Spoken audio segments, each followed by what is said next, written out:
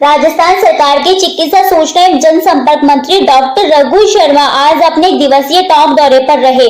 टोंक जिले का प्रभारी मंत्री बनाए जाने के बाद शर्मा आज पहली टोंक पहुंचे, जहां कांग्रेसी कार्यकर्ता और पदाधिकारियों ने उनका गर्मजोश के साथ स्वागत किया। अपने एक दिवसीय दौरे पर आए मंत्री ने टोंक को कई सौगातें भी दी तो कई कमियों और खामियों पर अफसरों की क्लास भी लगाई। प्रदेश सरकार के मंत्री रघु शर्मा भीलवाड़ा से बीती देर शाम सड़क मार्ग से सीधे देवली पहुंचे थे। देवली में मंत्री ने भरतपुर गेस्ट हाउस में रात्रि विश्राम किया। इसके बाद सुबह कांग्रेसी कार्यकर्ता से भी रूबरू हुए।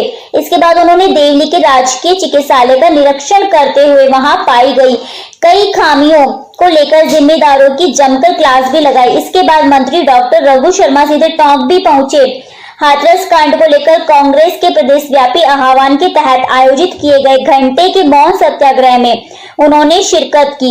इसके बाद मंत्री रघु शर्मा निवाई विधायक प्रशांत पैरवा, देवली उनियारा विधायक हरीश मीणा के साथ टोंक के कॉलेज ग्राउंड में आयोजित कोरोना जन जागरूकता अभियान में भी शामिल हुए। यहाँ मंत्री रघु शर्मा सहित कांग्रेसी विधायकों और जिले के आला अधिकारियों ने कोरोना महामारी की रोकथाम को लेकर पोस्टर का भी विमोचन किया। इसके बाद मंत्री रघु शर्मा सीधे जिला कलेक्ट्रेट पहुंचे और इस दौरान डीएमएफटी सहित जिले के आला अधिकारियों के साथ कोविड-19 की समीक्षा बैठक भी ली। करीब 2 घंटे की मैराथन बैठकों से हालांकि मीडिया को पूरी तरह दूर रखा गया। बैठकों के बाद जयपुर रवानगी से पहले शर्मा मीडिया से भी रूबरू हुए। उन्होंने बताया कि कोरोना महामारी से निपटने के लिए जल्द 15 अक्टूबर तक टोंक जिले में ही कोरोना की जांचें की जाने लगेगी।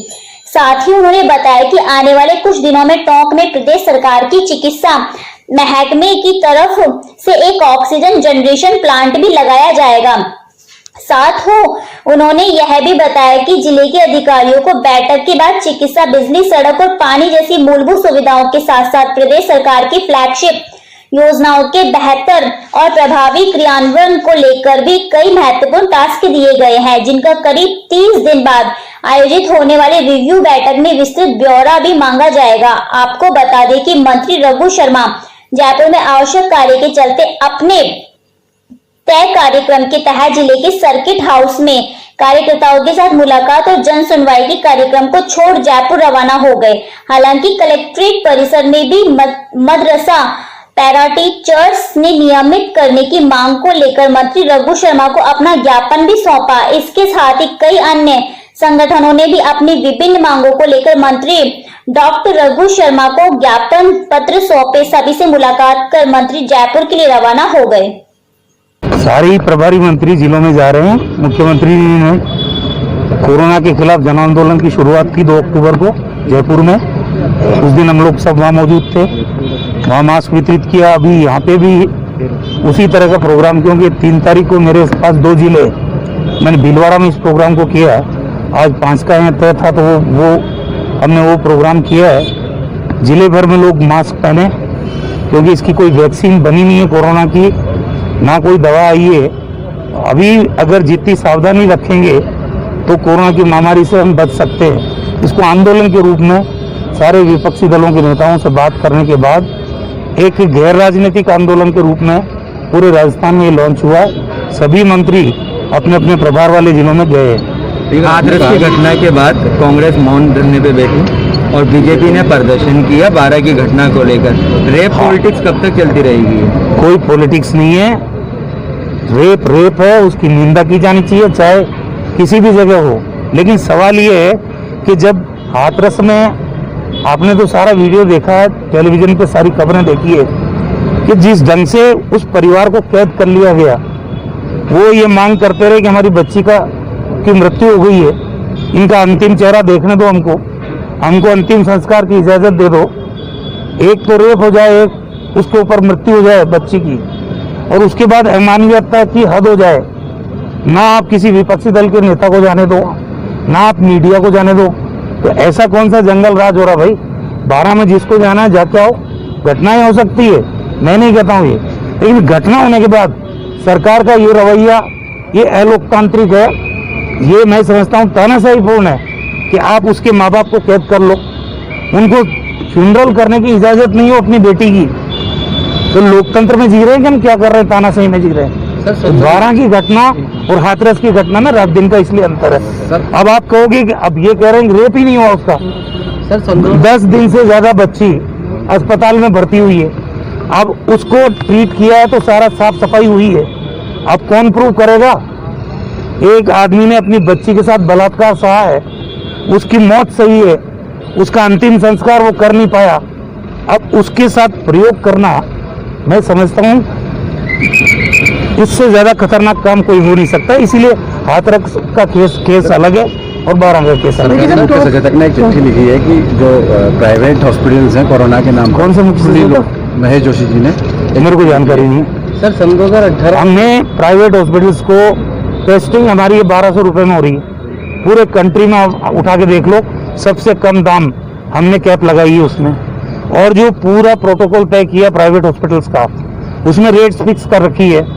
अभी ये कह रहे थे सीटी स्कैन में ज्यादा ले रहे हैं, तो जो NABL से एक्रीडेटेड नहीं है 1700 रुपए सीटी स्कैन का तय कर दिया प्राइवेट हॉस्पिटल में। और सादत हॉस्पिटल को रेफर टू जयपुर हॉस्पिटल भेजा जाता है क्योंकि यहाँ पे मरीजों का इलाज नहीं होता, वेंटिलेटर बंद पड़े हुए हैं, डॉक्टर्स की कमी है। जिले का सबसे बड़ा देखो बात सुनो मेरी बात, आप लोगों से भी मैं यही उम्मीद करता हूँ, ये महामारी का दौर है, लोगों को अगर हम डराना चाहें, यहाँ वेंटिलेटर्स की मैंने आज पूछा, सारे वेंटिलेटर्स उनको काम में जो काम के लिए कर दिए गए तैयार। यहाँ पे ऑक्सीजन जो जनरेशन का प्लांट है 15 तारीख तक शुरू हो जाएगा, पाइपलाइन यहाँ बिछ गई है, वेंटिलेटर की जरूरत नहीं पड़ रही किसी एक भी पेशेंट को। तो वेंटिलेटर से अगर मान लो वेंटिलेटर नहीं काम करने की वजह से किसी का अगर कैजुअलिटी हो गई हो या कोई पेशेंट की तबीयत बिगड़ गई हो, तब तो खबर बनती है। लेकिन जब जरूरत नहीं पड़ रही है, ऑक्सीजन सपोर्ट की जरूरत पड़ती है, वो हमारे पास बेड है। जयपुर भी नहीं पड़ रही वेंटिलेटर की जरूरत, 900 के करीब वेंटिलेटर है हमारे पास, वहाँ 40-50 पूरे राजस्थान में वेंटिलेटर्स की सपोर्ट की जरूरत पड़ रही है। उसमें भी जिनको ज्यादा फ्लो चाहिए ऑक्सीजन का, तो वेंटिलेटर के माध्यम से ऑक्सीजन दे रहे हैं। एक आपने कहा कि 15 दिन के अंदर कोरोना का टॉप में ही जांचें होंगी। हाँ, टेस्टिंग 15 तारीख तक, और एक ऑक्सीजन जनरेशन प्लांट टॉप में लगाया जाए। हाँ, तो 15 तारीख की हम कह रहे हैं, मान लो 4-5 दिन आगे पीछे, लेकिन ये हर हालत में इस महीने के अंदर यहाँ ऑक्सीजन जनरेशन का प्लांट और यहाँ पे जांच की सुविधा। सरकारी मंत्री बनने के बाद क्या चिकित्सा व्यवस्थाएं टोंक जिले में बेहतर हो पाएंगी? आप क्या सोचते हो? उम्मीद तो है, तो फिर उम्मीद के ऊपर तो पूरी दुनिया कायम है। सर, टोंक जिले की एम्बुलेंस है, उनके अंदर स्टाफ नहीं है, व्यवस्थाएं जो ऑक्सीजन की बात कर रहे हैं आप प्लांट लगाने की, उनमें वो नहीं है, और जिस तरह से मॉनिटरिंग होनी। कौन सी एम्बुलेंस में नहीं है स्टाफ? सर, टोंक जिले की 16 एम्बुलेंस है, उसमें से 8। कौन सी एम्बुलेंस? 108 एक 104 होती है, एक 108 का नया टेंडर हो रहा है।